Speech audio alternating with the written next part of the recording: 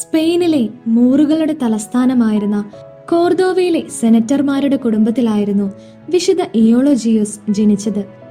Diocletian ചക്രവർത്തിയുടെ കീഴിലുണ്ടായിരുന്ന മതപീഡനത്തിൽ വെച്ച് 19 പുരോഹിതർക്കൊപ്പം രക്തസാക്ഷിത്വം വരിച്ച വിശുദ്ധ സോയിലോസ് പുരോഹിതന്റെ കീഴിലായിരുന്നു ഇയോളോജിയോസിന്റെ വിദ്യാഭ്യാസം. അദ്ദേഹത്തിന്റെ നന്മയും അറിവും കാരണം വിശുദ്ധൻ മറ്റുള്ളവരെ ആകർഷിക്കാൻ കാരണമായി. അധികം താമസിയാതെ വിശുദ്ധൻ പൗരോഹിത്യ പട്ടം സ്വീകരിക്കുകയും കോർദോവയിലെ സഭാ സ്കൂളിന്റെ തലവനായി നിയമിതനാവുകയും ചെയ്തു. തന്റെ പഠനത്തിനായി അദ്ദേഹം ഉപവസിക്കുകയും കഠിനമായി പ്രയത്നിക്കുകയും ചെയ്തു. വിശുദ്ധന്റെ വിനയവും എളിമയും കാരുണ്യവും സ്നേഹവും മറ്റുള്ളവരുടെ ബഹുമാനത്തിനും ആദരവിനും പാത്രമായി. മൂറുകളിലെ ഒരു പുരാതന കുടുംബത്തിൽ ജനിച്ച ലിയോക്രീഷ്യ എന്നു പേരായ ഒരു കന്യക തന്റെ ചെറുപ്പം മുതലേ ഒരു ബന്ധുവിന്റെ സ്വാധീനത്തിൽ ക്രിസ്തുമത വിശ്വാസത്തിലാണ് വളർന്നു വന്നിരുന്നത്.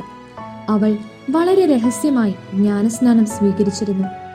ഇതറിഞ്ഞ അവളുടെ മാതാപിതാക്കൾ ദിനം തോറും രാത്രിയും പകലും അവളെ തന്റെ വിശ്വാസം ഉപേക്ഷിക്കുവാൻ പ്രേരിപ്പിക്കുകയും ചമ്മട്ടി കൊണ്ട് അടിക്കുകയും ചെയ്തു.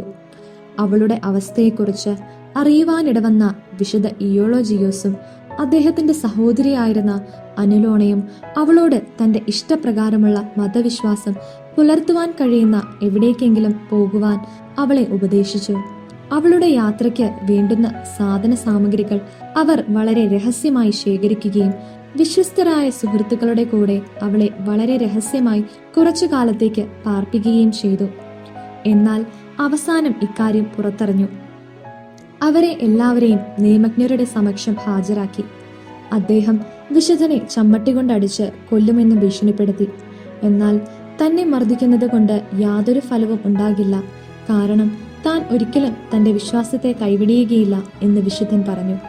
ഇതിൽ ക്രുദ്ധനായ നിയമജ്ഞൻ വിശുദ്ധനെ രാജകൊട്ടാരത്തിൽ കൊണ്ടുപോകുവാനും രാജാവിന്റെ സമിതിക്ക് മുൻപാകെ കാഴ്ചവെക്കുവാൻ ഉത്തരവിടുകയും ചെയ്തു. എന്നാൽ വിശുദ്ധനാകട്ടെ വളരെ ഉച്ചത്തിൽ അവരോട് സുവിശേഷ സത്യങ്ങൾ പ്രഘോഷിക്കുവാൻ ആരംഭിച്ചു. മറ്റുള്ളവർ വിശുദ്ധന്റെ സുവിശേഷ പ്രബോധനങ്ങൾ കൂടുതൽ കേൾക്കുന്നത് തടയുന്നതിനായി ഉടൻ തന്നെ വിശുദ്ധനെ ശിരച്ഛേദം ചെയ്ത് വധിക്കുവാൻ തന്നെ രാജസമിതി തീരുമാനിച്ചു. അവരെ വധിക്കുവാൻ കൊണ്ടുപോകുന്ന വഴിയിൽ മഹോമെറ്റിനെതിരായി സംസാരിച്ചതിനാൽ കാവൽക്കാരിൽ ഒരാൾ വിശുദ്ധന്റെ മുഖത്ത് വളരെ ശക്തിയായി അടിച്ചു.